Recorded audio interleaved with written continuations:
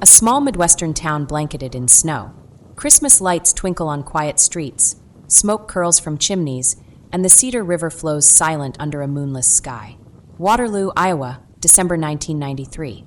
A place where neighbors knew each other by name, where front doors stayed unlocked, where the elderly could live out their golden years in peace. But on the night of December 16th, that peace shattered. Not once, but twice. In a matter of hours, two senior citizens, 83-year-old Gladys Held and 87-year-old Jacob Barretts, were murdered in their own homes, just 2 blocks apart. One, a meticulous retired secretary with a love for crossword puzzles.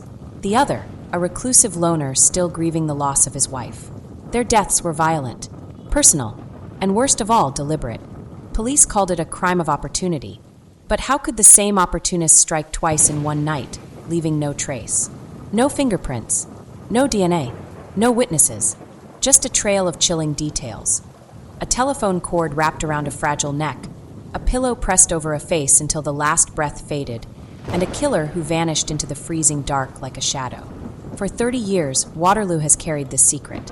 A secret buried in autopsy reports, whispered in retirement home hallways, and etched into the memories of those who still remember the night winter came for Gladys and Jacob. This is what we know.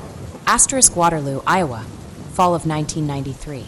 A town cradled by the Cedar River, where autumn leaves crunch underfoot, and the smell of diesel from John Deere tractors mixes with apple pie drifting out of kitchen windows.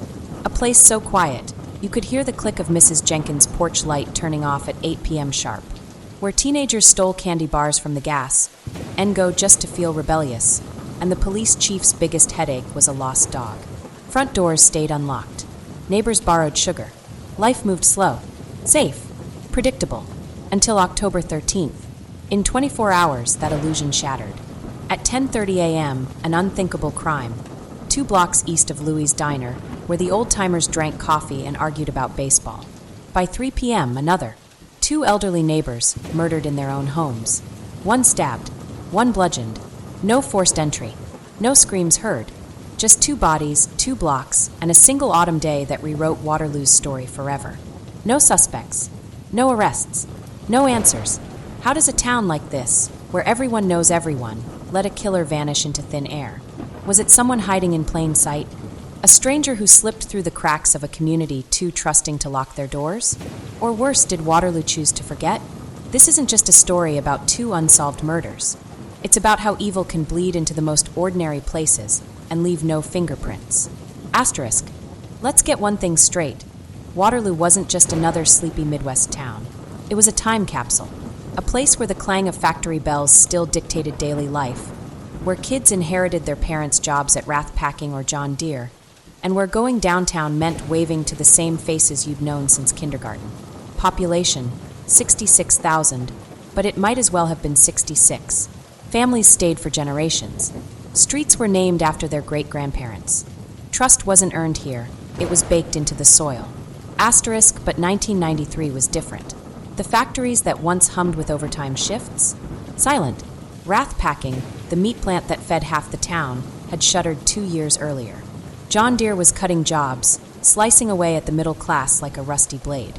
For the first time, for sale signs popped up on lawns. Divorce rates climbed.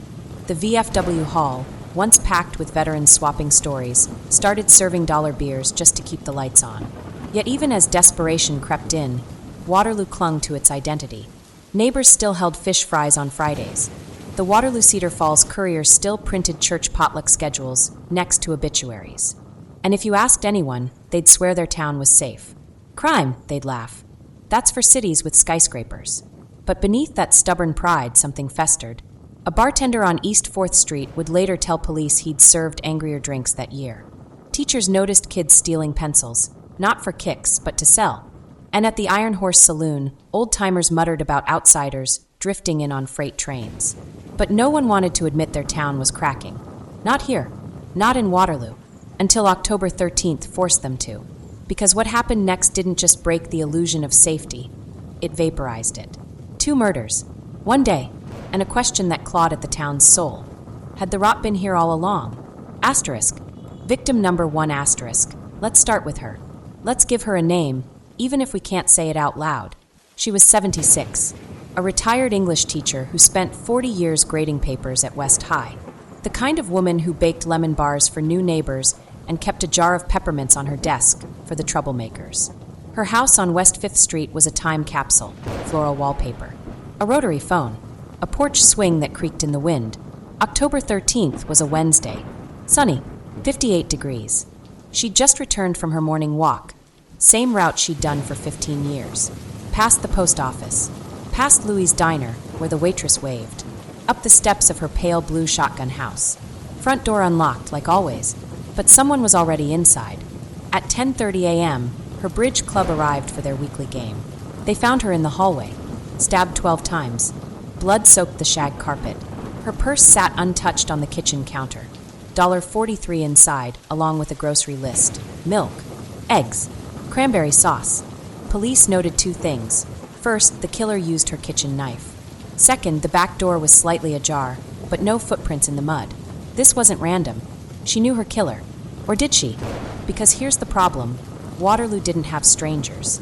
Not really. The man who fixed her roof lived 3 streets over.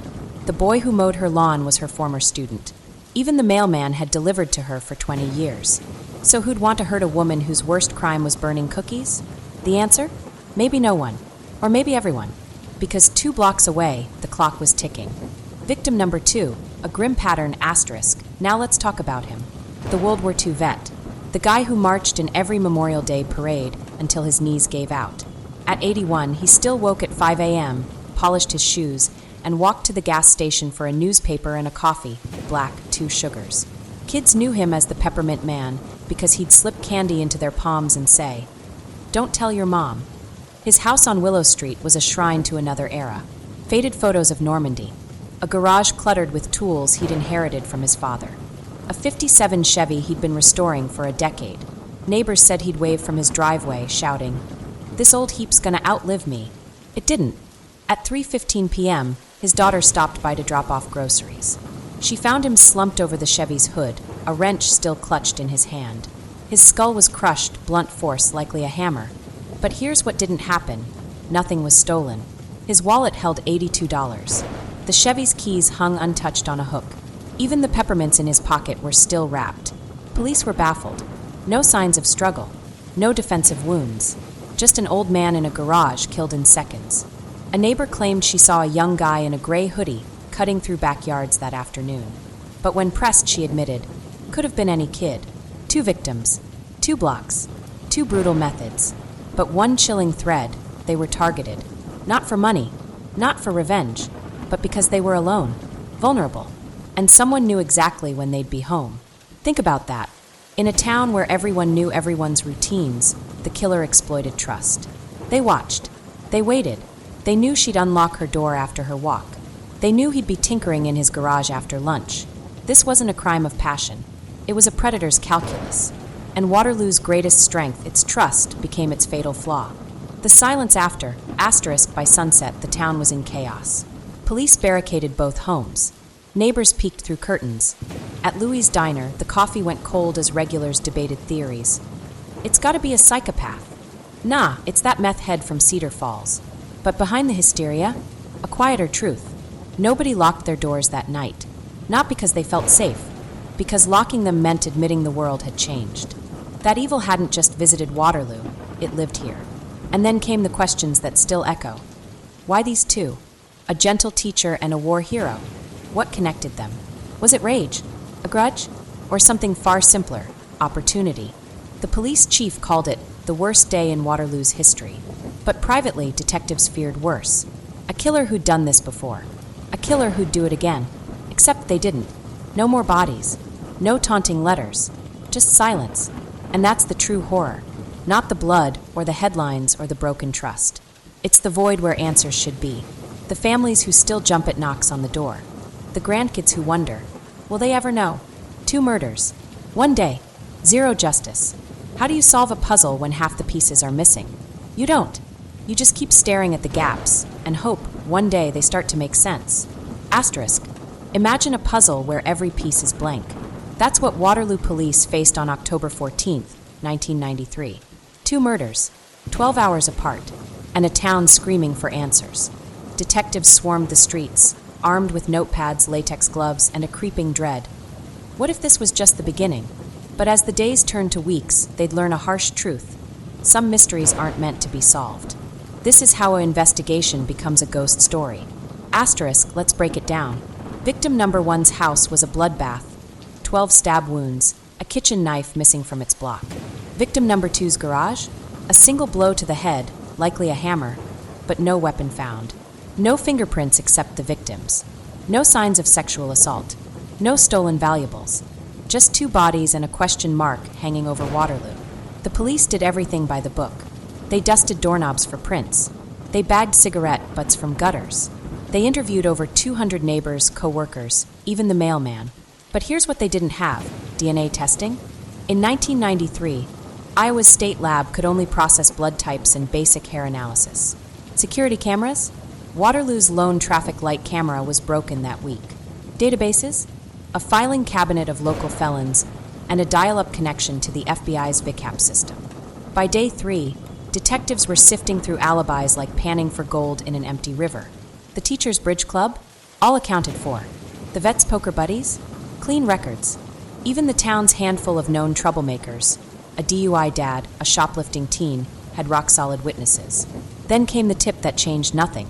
A retired nurse living on Willow Street swore she saw a nervous young man pacing near both victims' homes that morning. Late 20s, she said. Jeans, gray hoodie, kept pulling his sleeves over his hands. But when pressed for details, her memory blurred. Could have been white or light-skinned black. Maybe Hispanic. Without a sketch artist on staff, Waterloo PD had her describe him to a secretary who doodled a generic, angsty John Doe. A face that matched half the men under 30 in town. Still, they tried. Cops combed bus stations for drifters. They tracked down every recent evictee, fired factory worker, and estranged son within 50 miles. One detective even drove to Cedar Falls to interrogate a college dropout who'd stolen a bike the previous month. All dead ends. Theory versus reality. A case study in frustration, asterisk, here's where the story splits. Theory. A serial killer was passing through. Maybe a trucker using Highway 63. Maybe a psychopath who saw Waterloo's unlocked doors as an invitation. Reality. No similar murders were reported in Iowa that year, or the next. No trucks were logged at the nearby way station. No strangers stood out in a town where outsiders stuck out like neon signs. Theory. It was personal. A grudge against the teacher for failing a student? A feud over the vet's antique Chevy? Reality. Both victims were saints. The teacher's former students flooded the station with alibis. The vet's only enemy was a neighbor who hated his leaf-burning habits and had a hospital receipt for gallbladder surgery that morning. Theory. A copycat. Someone inspired by TV crime dramas. Reality. In 1993, Waterloo's cable access didn't include NYPD Blue or Unsolved Mysteries. Most locals watched Wheel of Fortune and farm reports. By November, detectives were drowning in what-ifs. The teacher's son suggested a botched robbery. Mom kept her savings in a coffee can, but the $4,000 was still buried under Folger's crystals. The vet's daughter insisted he'd argued with a mechanic over the Chevy's engine, but that mechanic had died in 1989. Even the how made no sense. Why stab one victim and bludgeon the other? Why leave no trace? Why stop at 2? The only clue that haunted them? That gray hoodie. The hoodie, a symbol of nothing, asterisk in 1993. Hoodie wasn't a trope. It was just clothing. But in Waterloo, that gray hoodie became a Rorschach test. A bartender at the Iron Horse Saloon. Yeah, some guy wore one. Drank Budweiser. Left before last call. A gas station clerk. Maybe bought cigarettes here? Maybe not. A high school janitor. Saw a hoodie kid skipping class. Had a skateboard. Detectives tracked down every gray hoodie sold in Waterloo that fall. 16 at Kmart. 4 at the thrift store. 1 stolen from a laundromat. They even tested fibers from the vet's garage. 100% cotton could have come from anywhere. The harder they looked, the less it meant. That hoodie wasn't a lead. It was a mirror reflecting their desperation. The legacy. Cold case, colder truths, asterisk. Today, the files gather dust. The lead detective retired in 2001, taking his theories to the grave. The nurse who saw the hoodie man died in 2012, her obituary praising her sharp mind. Even the kitchen knife and hammer, if they still exist, are buried in an evidence locker, untouched by modern DNA spray or UV luminescence. But here's what keeps me up at night. In 2019, a true crime podcast who emailed Waterloo PD asking about the case. The response? We don't comment on active investigations. Active, as if somewhere a rookie cop is still chasing ghosts. Maybe they are, because in Waterloo, the past isn't past.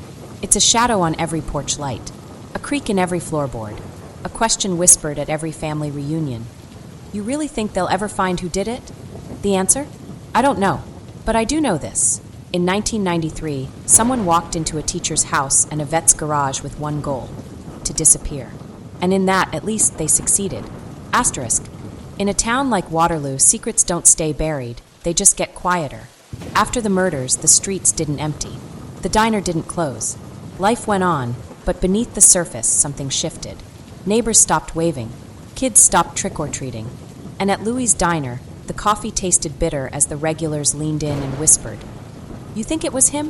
Theory number 1, the drifter, asterisk. Let's start with the easiest explanation. A stranger did it. In 1993, Waterloo wasn't exactly a tourist hotspot, but it wasn't a fortress either. Highway 63 cut through town, connecting Des Moines to Minneapolis. Freight trains rumbled past the wrath-packing plant, their boxcars sometimes hiding hitchhikers. And then there were the seasonal workers, men who followed the harvest, slept in motels, and vanished before the first frost. The theory: one of these drifters saw an opportunity, an unlocked door, a vulnerable target, a quick score. But here's the problem: no theft. Both victims had cash and valuables untouched. No pattern. Drifters typically leave a trail: gas station sightings, stolen goods, other crimes. Waterloo had none. No escape. A stranger wouldn't know the town's backstreets well enough to vanish without a trace. Still, the rumor persisted. A bartender at the Iron Horse Saloon swore a rough-looking guy bought a beer the night before the murders. A gas station clerk recalled a man in a flannel shirt asking for directions to West 5th Street. And then there was the gray hoodie. Always the gray hoodie, spotted near both crime scenes. But without a face, a name, or a motive, the drifter theory became a ghost story. A way to blame the outside world for a horror that might have come from within. Asterisk, theory number 2. The family feud, asterisk, then there's the darker possibility. It was personal. The teacher had 2 sons, one in Chicago, one in Waterloo. The vet had a daughter who'd moved to California and a nephew who'd been in and out of jail. On paper, they were clean, but in a town where grudges simmered for generations, clean didn't always mean innocent. The whispers started small. Didn't the teacher's son owe money to some shady guys? Wasn't the vet's nephew mad about being cut out of the will? What about the stepkids? The ex-wives? The in-laws? Detectives followed every lead. They dug into bank records, phone logs, even Christmas card lists. But here's what they found. The teacher's son in Chicago had an alibi. His boss confirmed he was at work. The vet's nephew was in county jail for a DUI. The stepkids? All accounted for. Still, the rumors didn't die. Because in Waterloo, family wasn't just blood, it was history. And history had a way of resurfacing when you least expected it. Asterisk, theory number 3. The thrill kill, asterisk. And then there's the theory no one wanted to say out loud. What if it was just fun? In 1993, the term thrill kill was barely in the public lexicon. But detectives couldn't ignore the possibility. The lack of motive, the brutality, the randomness. It all pointed to someone who killed not for money or revenge, but for the rush. The problem? Thrill killers don't stop at 2. They leave a trail, a signature, a pattern. Waterloo had none. No other murders. No similar crimes. Just 2 bodies and a killer who vanished like smoke. Unless it wasn't their first time, or their last. In 1995, a man named John Joubert was executed for killing 3 boys in Nebraska. Before that, he'd lived in Maine, where 2 other boys were murdered. Could he have passed through Waterloo in 1993? Maybe. But without evidence, it's just another dead end. Asterisk, the curse of a tight-knit town. Asterisk, here's the thing about Waterloo. It wasn't just a town. It was a family. And families protect their own, even when they shouldn't. After the murders, the police begged for tips. They set up a hotline. They promised anonymity. But the calls never came. Why? Because in Waterloo, accusing someone meant accusing everyone. The guy who fixed your car. The woman who taught your kids. The neighbor who lent you sugar. What if you were wrong? What if you ruined a life over a hunch? So lips stayed sealed.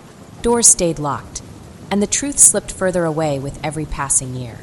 The modern myth, asterisk, today, the murders are less a case and more a legend. At the high school, kids dare each other to drive past the victims' houses at night. At the library, true crime enthusiasts pore over microfiche, searching for clues the police missed. And at Louie's diner, the old-timers still argue over coffee. It was the drifter. No, it was the nephew. You're both wrong. It was someone we'll never know. And maybe that's the hardest truth of all. In a town where everyone knows everyone, the killer could have been anyone.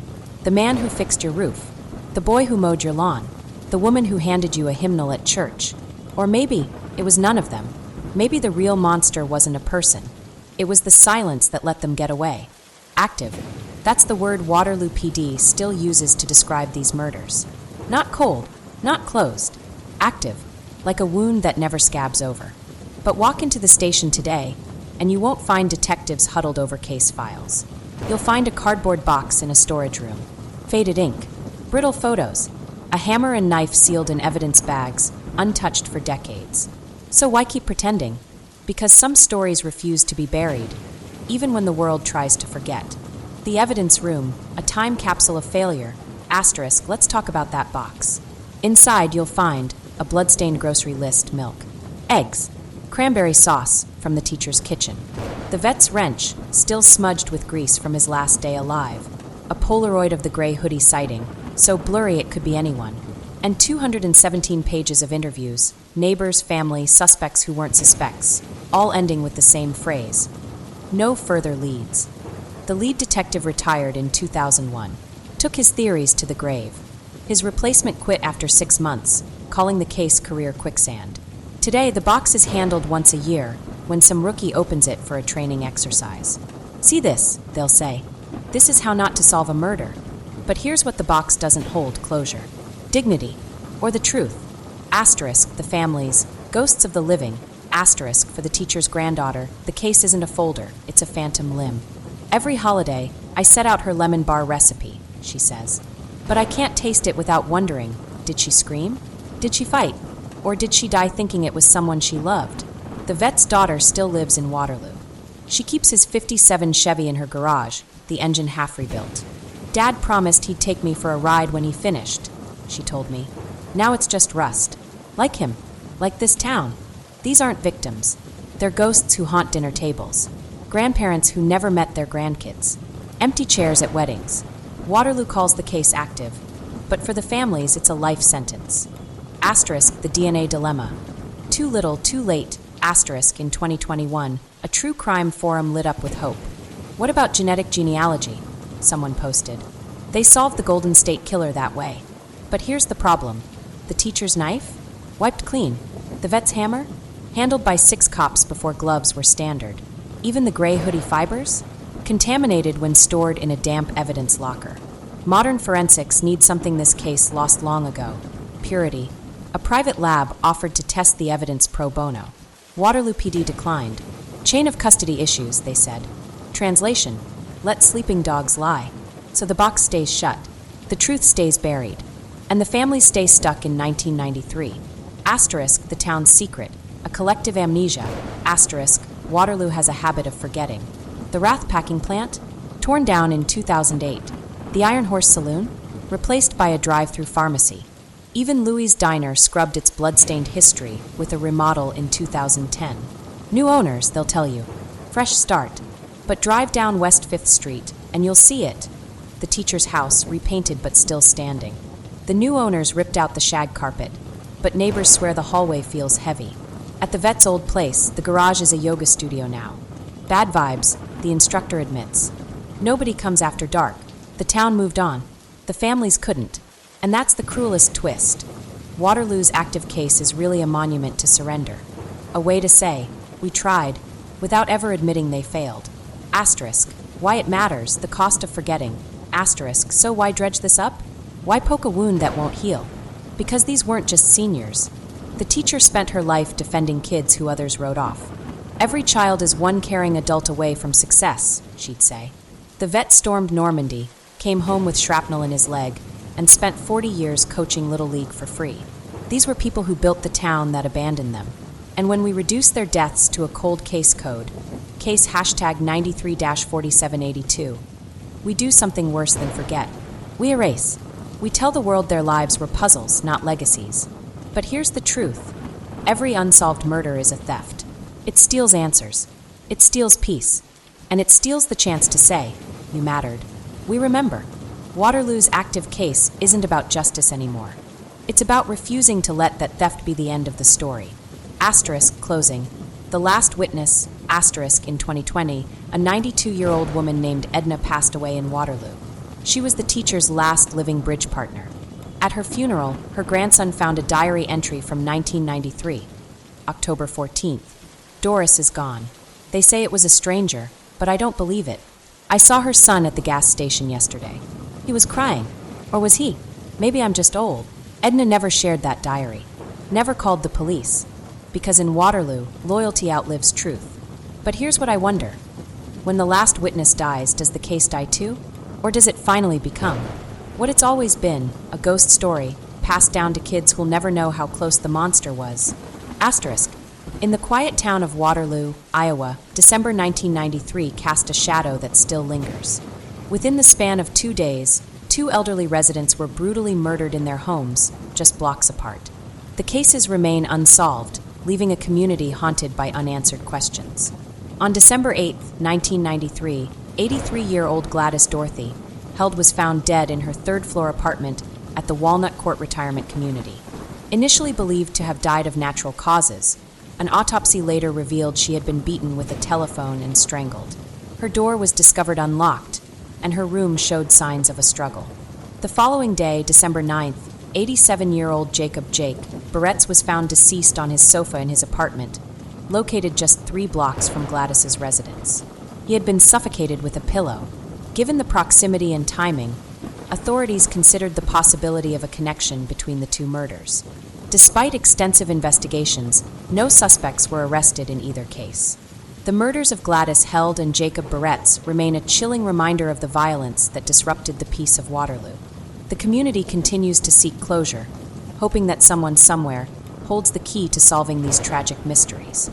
If you have any information related to these cases, please contact the Waterloo Police Department or Cedar Valley Crime Stoppers. Your tip could be the missing piece that brings justice to Gladys and Jacob, and peace to a town still seeking answers. In Waterloo, December 1993 is not just a page in history. It's a chapter that remains unfinished. The unsolved murders of 2 beloved community members serve as a somber reminder of the fragility of safety and the enduring quest for truth. In Waterloo, some wounds don't heal, they whisper. And 30 years later, the only truth we know is this: monsters thrive where good stories go untold.